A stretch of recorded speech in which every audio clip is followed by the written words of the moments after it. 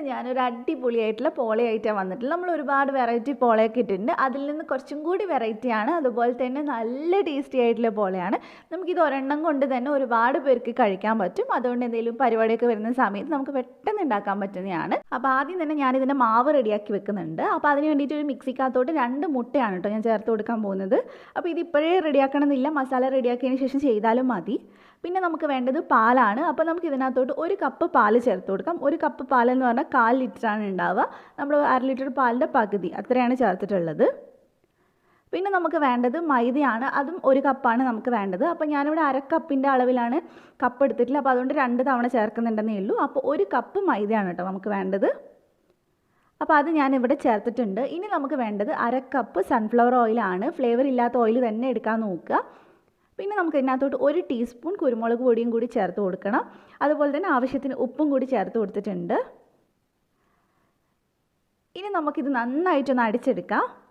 നല്ലപോലെ അടിച്ചെടുക്കുക, ഒട്ടും കട്ടയില്ലാതെ.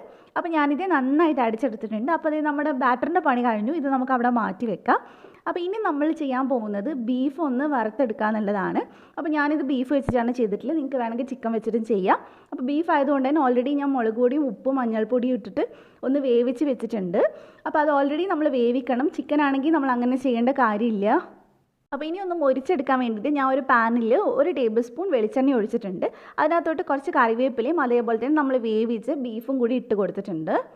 ബീഫ് ഒരുപാടൊന്നും എടുത്തിട്ടില്ല കേട്ടോ. ഒരു 5-8 പീസ് ഉണ്ടാവും, ചെറിയ ക്യൂബായിട്ട് കട്ട് ചെയ്തത്, അത്രയേ ഉള്ളൂ. കാരണം നമുക്ക് ഒരുപാട് വേണമെന്നില്ല, കാരണം ഒറ്റ ലെയറായിട്ടാണ് നമ്മൾ മസാല വെക്കുന്നത്. അപ്പോൾ നന്നായിട്ട് നമുക്കിതൊന്ന് ഒരു 5-6 മിനിറ്റ് നന്നായിട്ട് ഫ്രൈ ആക്കി എടുക്കാം. ഇത് നന്നായിട്ടൊന്ന് മൊരിഞ്ഞ് കിട്ടിയാൽ മതി. അപ്പോൾ ഇതിവിടെ റെഡി ആയിട്ടുണ്ട്. ഇനി നമുക്ക് തീ ഓഫ് ചെയ്തതിന് ശേഷം ഇതൊരു മിക്സിയുടെ ചെറിയ ജാറിലിട്ടിട്ട് ജസ്റ്റ് ഒന്ന് ക്രഷ് ചെയ്തെടുത്താൽ മതി. ഇനി അതേ പാനിൽ തന്നെ നമ്മൾ കുറച്ചും കൂടി ഒന്ന് വെളിച്ചെണ്ണ ഒഴിച്ച് കൊടുക്കുന്നുണ്ട്. ആവശ്യമുണ്ടെങ്കിൽ മാത്രം ഒഴിച്ചാൽ മതി. എന്നിട്ട് നമുക്ക് അതിനകത്തോട്ട് കുറച്ച് കറിവേപ്പില ഇട്ട് കൊടുക്കാം. പിന്നെ നമ്മൾ ചേർക്കുന്നത് 2 സവാളയാണ്. മീഡിയം സൈസുള്ള 2 സവാള ഞാൻ ചേർത്ത് കൊടുക്കുന്നുണ്ട്. അത് ഞാൻ ചെറുതായിട്ടൊന്ന് ചോപ്പ് ചെയ്തിട്ടാണ് എടുത്തിട്ടുള്ളത്, ചെറിയ പീസായിട്ട് കട്ട് ചെയ്തതാണ്. അത് നമുക്കിനി ഇതിൽക്കിട്ട് വഴറ്റിയെടുക്കണം. നമ്മൾ ആ മസാലയുടെ ആ എണ്ണയിൽ തന്നെ ഇട്ടത് കൊണ്ട് ആ ബീഫിൻ്റെ ആ ഒരു ടേസ്റ്റൊക്കെ വരും മസാലയ്ക്ക്.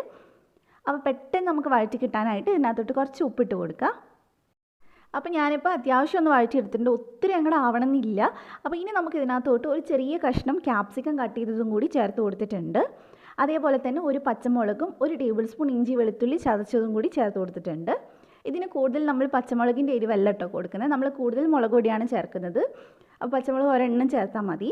അപ്പോൾ അതിൻ്റെ ആ ഒരു പച്ചമണം മാറണ വരെ നമുക്കൊന്ന് നന്നായിട്ട് വഴറ്റിയെടുക്കാം. അതിനുശേഷം നമ്മൾ ഇതിനകത്തോട്ട് പൊടികൾ ചേർത്ത് കൊടുക്കുകയാണ്. അപ്പോൾ ഞാൻ ഇവിടെ 1/2 ടീസ്പൂൺ ഗരം മസാല ചേർത്ത് കൊടുത്തിട്ടുണ്ട്.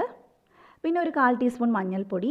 ഇനി ഇതിലേക്ക് ഒരു 3/4 ടീസ്പൂൺ മീറ്റ് മസാല ചേർത്ത് കൊടുക്കാം. മീറ്റ് മസാല ഇല്ലെങ്കിൽ ചിക്കൻ ചേർത്ത് കൊടുത്തോളൂ, കുഴപ്പമൊന്നുമില്ല.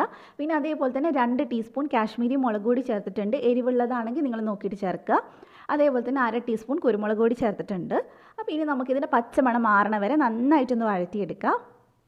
അപ്പോൾ മസാലയുടെ കുത്തൽ നല്ല പോലെ ഒന്ന് മാറാൻ വേണ്ടി വെയിറ്റ് ചെയ്യുക. അതിനുശേഷമാണ് നമ്മൾ ഇതിനകത്തോട്ട് ക്രഷ് ചെയ്ത് വെച്ചിട്ടുള്ള ബീഫ് ചേർത്ത് കൊടുക്കുന്നത്. അപ്പോൾ അത് ഞാൻ ബീഫ് ഓൾറെഡി ഒന്ന് നന്നായിട്ട് മിക്സിയിലിട്ടൊന്ന് ഇതേപോലെ ഒന്ന് ക്രഷ് ചെയ്തെടുത്തിട്ടുണ്ട്. ഒരുപാട് അങ്ങ് പൊടിഞ്ഞു പോകേണ്ട ആവശ്യമില്ല. അപ്പോൾ അതും കൂടി നമുക്ക് ഇതിലേക്ക് ചേർത്ത് കൊടുക്കാം. ഇതേപോലെ തന്നെ നമുക്ക് ചിക്കൻ ഫ്രൈ ചെയ്തത് വെച്ചിട്ടും ചെയ്യാവുന്നതേ ഉള്ളൂ. അപ്പോൾ ബീഫ് കഴിക്കാത്തവരാണെങ്കിൽ ചിക്കൻ വെച്ചിട്ട് ചെയ്തോളൂ, അടിപൊളി ടേസ്റ്റ് തന്നെ ആയിരിക്കും. അപ്പോൾ നന്നായിട്ട് നമുക്കിതൊന്ന് മിക്സ് ചെയ്യാം. ഞാനിത് ഇടയ്ക്കിടയ്ക്ക് ഉണ്ടാക്കുന്ന ഒരു സ്നാക്കാണ്. അതുപോലെ തന്നെ ഞാൻ ഇത് ഇത്തവണ ഉണ്ടാക്കിയിട്ടുള്ളത് ഒരാൾക്ക് കൊടുക്കാൻ വേണ്ടിയിട്ടാണ് കേട്ടോ. അപ്പോൾ അതുകൊണ്ട് തന്നെ ഞാനിത് കട്ട് ചെയ്ത് കാണിക്കുന്നില്ല. ഇതിലേക്ക് ഞാൻ കുറച്ച് മല്ലിയിലയും കൂടി ചേർത്തിട്ടുണ്ട്. മല്ലിയില കുറച്ച് അധികം ചേർത്തോളൂ, അപ്പോൾ മസാലയ്ക്ക് നല്ല ഫ്ലേവർ ഉണ്ടാവും. അപ്പോൾ നമ്മുടെ മസാല ഇവിടെ റെഡിയായി. അത് നമ്മൾ ബീഫ് ഇട്ടതിന് ശേഷം 2 മിനിറ്റ് ഒന്ന് വേവിച്ചാൽ മാത്രം മതി. അപ്പോൾ ഇത്രയേ ഉള്ളൂ. ഇത് നമുക്കിനി അങ്ങോട്ട് മാറ്റി വെക്കാം. അപ്പോൾ നമുക്കിനി ഇത് ഉണ്ടാക്കി തുടങ്ങാം. അപ്പോൾ ആദ്യം തന്നെ ഒരു പഴയ ദോശക്കല്ല് ഞാൻ ചൂടാവാൻ വെച്ചിട്ടുണ്ട്. അത് നന്നായിട്ട് ചൂടാവുമ്പോൾ നമുക്ക് ഉണ്ടാക്കാൻ ഉദ്ദേശിച്ചിട്ടുള്ള സോസ് പാൻ വെച്ച് കൊടുക്കാം. എന്നിട്ട് സോസ് പാൻ നന്നായിട്ട് ഓയിലൊന്ന് സ്പ്രെഡ് ചെയ്ത് കൊടുക്കണം. അതിനുശേഷം പകുതി മാവ് നമുക്ക് ഇതിനകത്തോട്ട് ചേർത്ത് കൊടുക്കാം. എന്നിട്ട് നമ്മൾ അടച്ച് വെച്ചിട്ട് ഒരു 3 മിനിറ്റ് ഇതൊന്ന് വേവിച്ചെടുക്കണം. അപ്പോൾ ആദ്യത്തെ ലെയർ സെറ്റ് ആയതിനു ശേഷമാണ് നമ്മൾ ഇതിനകത്തോട്ട് മസാല ചേർത്ത് കൊടുക്കുന്നത്. അപ്പോൾ ലോ ഫ്ലെയിമിൽ വേണം നമ്മൾ ചെയ്യാനായിട്ട്. അപ്പോൾ നമുക്ക് ഉണ്ടാക്കി വെച്ചിട്ടുള്ള മസാലയിൽ നിന്ന് 2 ടേബിൾ സ്പൂൺ മാറ്റി വെച്ചിട്ട് ബാക്കി മുഴുവൻ നമുക്ക് ചേർത്ത് കൊടുക്കാം. പിന്നെ നമുക്ക് വേണ്ടത് പുഴുങ്ങിയ മുട്ടയാണ് കേട്ടോ. അപ്പോൾ അത് ഞാൻ 2 എണ്ണം എടുത്തിട്ടുണ്ട്. 2 പുഴുങ്ങിയ മുട്ട വട്ടത്തിൽ കട്ട് ചെയ്തിട്ടുണ്ടായിരുന്നു. അപ്പോൾ അതും ഇതിൻ്റെ മേലെ വെച്ച് കൊടുക്കുക. ഇപ്പോൾ തന്നെ നിങ്ങൾക്ക് മസാല കാണുമ്പോൾ തന്നെ മനസ്സിലാവുന്നുണ്ടാവും, അടിപൊളി ടേസ്റ്റ് ആയിരിക്കും കഴിക്കാൻ. മുട്ടയും അതേപോലെ തന്നെ ബീഫിൻ്റെ മസാലയും ഒക്കെ കൂടിയായിട്ട് പൊളിയാണ് കേട്ടോ കഴിക്കാൻ. അപ്പോൾ എന്തായാലും ട്രൈ ചെയ്ത് നോക്കുക. അപ്പോൾ ഇനി നമുക്ക് ബാക്കി നമ്മൾ എടുത്തു വെച്ചിട്ടുള്ള മാവ് മുഴുവനായിട്ട് ഒഴിച്ചു കൊടുക്കാം. ആദ്യം തന്നെ സൈഡിൽ നന്നായിട്ട് ഒഴിച്ചു കൊടുക്കാൻ നോക്കുക, അതിനുശേഷം മുകളിൽ ഒഴിച്ചു കൊടുത്താൽ മതി. ഇനി നമ്മൾ നേരത്തെ 2 ടേബിൾ സ്പൂൺ മസാല ബാക്കി വെച്ചായിരുന്നു, അതും ഇതിൻ്റെ മുകളിൽ കൂടി ഇട്ട് കൊടുക്കാം. അപ്പോൾ കാണുമ്പോൾ ഒരു ഭംഗിയായിരിക്കും നമ്മൾ ഉണ്ടാക്കി വരുന്ന സമയത്ത്. പിന്നെ ഡെക്കറേഷൻ നിങ്ങൾക്ക് ഇഷ്ടമുള്ള പോലെ ചെയ്യാം. ഞാനിവിടെ ക്യാപ്സിക്കും ക്യാരറ്റും വെച്ചിട്ടാണ് ജസ്റ്റ് ഒന്ന് കട്ട് ചെയ്ത് വെച്ച് കൊടുക്കുകയാണ് ചെയ്തിട്ടുള്ളത്.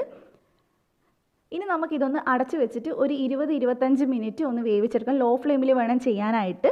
അപ്പോൾ ഒരു 20-25 മിനിറ്റ് കഴിയുമ്പോൾ ഒന്ന് കുത്തി നോക്കുക. അപ്പോൾ ഏകദേശം വെന്തിട്ടുണ്ടെങ്കിൽ നമുക്ക് തിരിച്ചിട്ട് കൊടുക്കാം. നമ്മൾ സാധാരണ കേക്കിൻ്റെ വേവ് നോക്കുന്ന പോലെ തന്നെ എന്തെങ്കിലും ഒരു ടൂത്ത് പിക്കോ എന്തെങ്കിലും കത്തിയോ എന്തെങ്കിലും വെച്ചിട്ട് ഒന്ന് കുത്തി നോക്കിയാൽ മതി. ഒട്ടിപ്പിടിക്കുന്നുണ്ടെങ്കിൽ വെന്തിട്ടുണ്ടാവില്ല. അപ്പോൾ എൻ്റെ മേൽഭാഗം കുറച്ചൊന്ന് ഡ്രൈ ആവാനുണ്ട്, പക്ഷെ അത് കുഴപ്പമില്ല. നമുക്ക് വേറൊരു പാനിൽ തിരിച്ചിട്ട് കൊടുത്തിട്ട് ഡ്രൈ ആക്കാവുന്നതേ ഉള്ളൂ. അപ്പോൾ ഞാനിത് വേറൊരു പാനിൽ എണ്ണയൊക്കെ തടവി അത് തിരിച്ചിട്ട് കൊടുത്തിട്ടുണ്ട്. ഇനി നമ്മളൊരു 3-4 മിനിറ്റ് ഒന്ന് വേവിച്ചെടുത്താൽ മതി. അപ്പോഴേക്കും നല്ലപോലെ സെറ്റായിട്ട് കിട്ടും. അപ്പോൾ ഞാൻ നേരത്തെ പറഞ്ഞ പോലെ തന്നെ ഇത് കട്ട് ചെയ്യുന്ന വീഡിയോ എനിക്ക് എടുക്കാൻ പറ്റിയിട്ടില്ല. ഇത് ഞാൻ ഒരാൾക്ക് വേണ്ടിയിട്ട് ഉണ്ടാക്കി കൊടുത്തതാണ്, അതുകൊണ്ടാണ് എനിക്ക് കട്ട് ചെയ്ത് കാണിക്കാൻ പറ്റാത്തത്. അപ്പോൾ എല്ലാവരും പെട്ടെന്ന് തന്നെ ട്രൈ ചെയ്യുക. സബ്സ്ക്രൈബ് ചെയ്യാത്തവരുണ്ടെങ്കിൽ ഒന്ന് സബ്സ്ക്രൈബ് ചെയ്യുക. നമുക്ക് മറ്റൊരു വീഡിയോ ആയിട്ട് കാണാം ഇൻഷാ അല്ലാഹ്. Thank you for watching.